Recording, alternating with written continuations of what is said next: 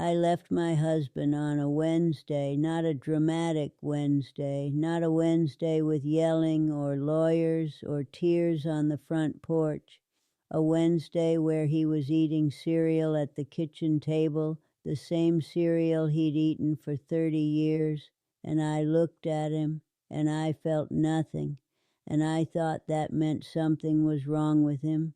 I was 54 years old. I had no idea what I was about to lose. And if you are watching this right now, maybe in bed, maybe at 2 in the morning, maybe already separated, maybe just thinking about it, I need you to stay with me. Because what I'm about to tell you took me 20 years of silence to understand. Here is what no one tells you about divorce after 50. Not the lawyers, not the therapists, not even your closest friends. They will all tell you you deserve to be happy. And they mean it. They love you. They're not wrong. But there is something underneath that sentence that nobody finishes, something that gets left out. You deserve to be happy. But happiness at 54 is not the same thing it was at 24. When you are young, happiness feels like electricity. It feels like newness.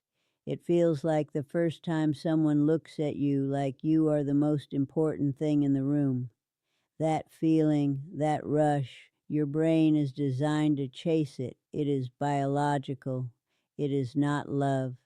It is dopamine dressed up in love's clothing. And here is the trap. After 20, 30, 40 years with someone, that electricity fades, not because something is broken, because that is what electricity does. It settles. It becomes warmth. It becomes the steady hum of a life shared. But we have been trained, and by movies, by music, by every story we have ever been told, to believe that when the electricity fades, the love is gone. So we leave. We call it growing apart. We call it falling out of love. We say we deserve more. And sometimes, yes, sometimes there is real harm, real damage, real reasons to go. But sometimes, and I'm talking about my sometimes and maybe yours, we are leaving warmth, we are leaving safety, and we are calling it settling. The ancient Stoics had a word, apatheia, not apathy the way we use it now, but the freedom from being ruled by the passions, the wisdom to know the difference between what feels right and what is right.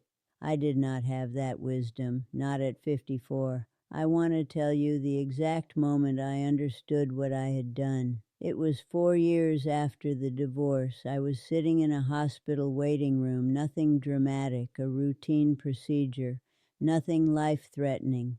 But I was alone. I had a cup of coffee that had gone cold. I had a magazine I wasn't reading.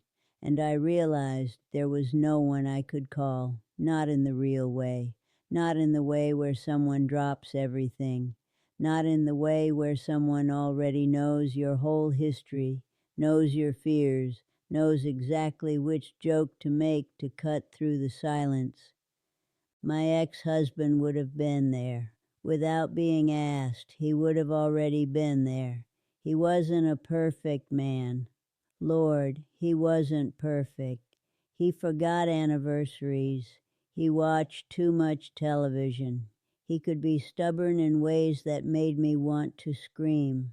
But he would have been in that waiting room, and he would have held my hand without making it a thing. That was the morning I stopped calling what I felt freedom. I had confused freedom with loneliness, and by the time I understood the difference, a decade had passed. I'm not telling you this to make you stay in something that is hurting you. I am telling you this because I made my decision on a feeling. And feelings at 54 are powerful and real and also sometimes terribly wrong guides. So here is what I know now. These are not things I read in books. These are things I learned by living without them. First, Boredom is not a sign that love is gone. Boredom is a sign that you stop being curious about the person in front of you. We stop asking questions. We think we know someone after 30 years. We stop leaning in. What you are doing right now, if you are unhappy in your marriage, is you are looking at a person you stopped being curious about and calling that evidence that the relationship is over. It is not evidence. It is laziness dressed up as incompatibility. I say that gently because I was guilty of it too. My ex-husband had a whole interior life I never asked about, whole rooms in him I never entered. I found that out later from his sister at a funeral years after the divorce. She told me things about him I never knew, things that would have changed how I saw him. I never asked. Second, the person you are leaving is not the person you fell in love with, but they are also not the person you think they are now. After long conflict, we stop seeing. We see a version of the person that is made mostly from our own frustration and disappointment. We have built a case against them, and everything they do becomes evidence for that case. Psychologists call this a negative sentiment override.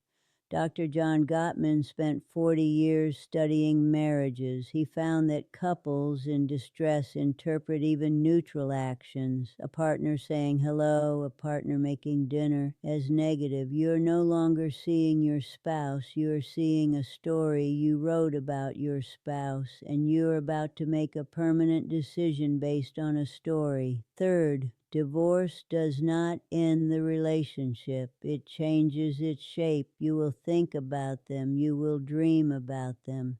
If you have children, you will see their face in your grandchildren's eyes for the rest of your life. You do not get a clean break. There is no clean break after decades. What you get is all the pain of loss without the legal right to still love them. I grieved my ex-husband for years after the divorce, not because I was weak, because love does not know what to do with paperwork. Fourth, what you are really hungry for, most of the time, is not a new person. It is a new version of yourself. At 50, something shifts. You start to feel like you are disappearing, like the person you were, the person you meant to become, got buried under decades of routine and responsibility. That hunger is real. That hunger deserves to be fed. But you are about to feed it by burning down a life when what it actually needs is space, therapy, a conversation you've been too afraid to have, a trip you never took, a dream you abandoned. The hunger is not for someone new. The hunger is for you. And here is the painful truth. You can find yourself without destroying everything you built together. We are taught to chase passion, not partnership. We are taught to chase the feeling of being chosen, not the practice of choosing every day, again, even on the boring days. Even when they chew too loud or leave the cabinet open or say the wrong thing at the wrong moment. Real love, the kind that holds in a hospital waiting room, is not electricity. It is endurance. It is the decision made quietly on an ordinary Tuesday to stay, to lean in, to ask one more question, to be curious for one more day. The Navajo have a concept called hoju, a word that has no perfect translation in English. Roughly, the beauty of things in balance, a harmony that includes difficulty, that includes the unglamorous and the ordinary. A beauty that is not found despite the hard parts, but through them.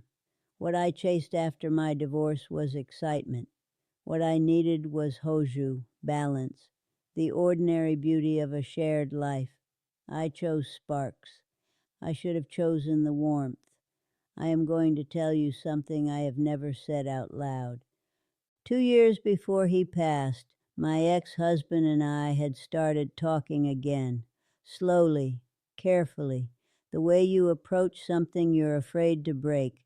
We had coffee once at his kitchen table, different kitchen, same cereal, and he didn't look at me when he said it. He said, "I never stopped." That was it. 3 words. He didn't explain. I didn't ask him to. I drove home and I sat in my car in the driveway for a long time. And here is the thing. Here is the thing I want you to hear. It was not sadness I felt. Not exactly. It was something quieter, something close to peace, because I understood finally that what we had was real, that it happened, that 30 years of ordinary life, cereal at the table, bad days, good ones, silence, laughter, all of it, that was love. It counted. It still counts. He passed 14 months later. There is a chair in my living room that faces the window. I put it there when I moved in, and I have never really understood why. But every morning I sit in the chair across from it, the empty one, and I drink my coffee. And I am not sad. I am grateful for what was, for what I eventually understood. But I will always wish I had understood it sooner. I don't have much left to give. I'm old, very old. The world I grew up in doesn't exist anymore. But the part of being human that matters, the loving, the losing, the choosing, that hasn't changed. Not once. You are young. You have time I don't have. Use it differently than I did. If something in what I said today felt true to you, if something in your chest recognized it, I ask you to do one thing, not for me, for the person you're going to be in 30 years. Press subscribe. Not because I have all the answers, I don't, no one does, but I'll be here every week, sharing what took me 100 years to learn. So maybe you don't have to wait that long. Take care of the people who are still there while they're still there.